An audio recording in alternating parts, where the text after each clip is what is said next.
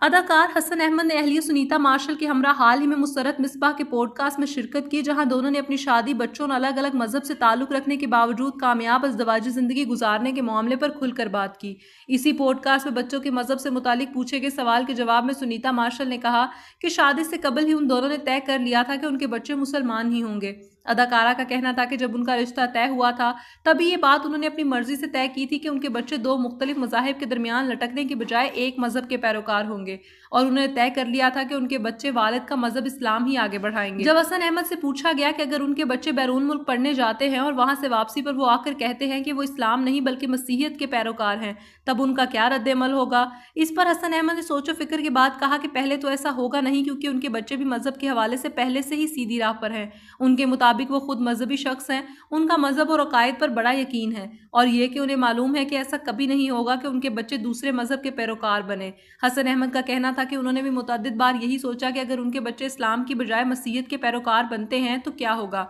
लेकिन उन्हें यकीन है कि ऐसा नहीं होगा। साथ ही अदाकार ने कहा कि लेकिन इत्तफाक से अगर ऐसा हो जाता है कि उनके बच्चे मसीहियत के पैरोकार बनते हैं तो उन्हें बच्चों पर गुस्सा नहीं आएगा, वो उन पर बरहम नहीं होंगे, बल्कि उनसे ऐसा करने का सबब पूछेंगे। उनका कहना था कि उनकी बेटी बड़ी ज़हीन और दलीलों के मुताबिक जिंदगी गुजारने वाली हैं, इसलिए वो इस्लाम को छोड़कर दूसरे मजहब की पैरोकार नहीं बनेंगी, लेकिन अगर वो ऐसा करती हैं तो ज़रूर उसके पीछे कोई ना कोई दलील होगी और वो बेटी से दलील पूछेंगे। ख्याल रहे कि सुनीता मार्शल और हसन अहमद ने 2008 में शादी की थी। जोड़े के 2 बच्चे हैं, जिसमें से बेटे की उम्र 15 साल जबकि बेटी की उम्र 11 साल है।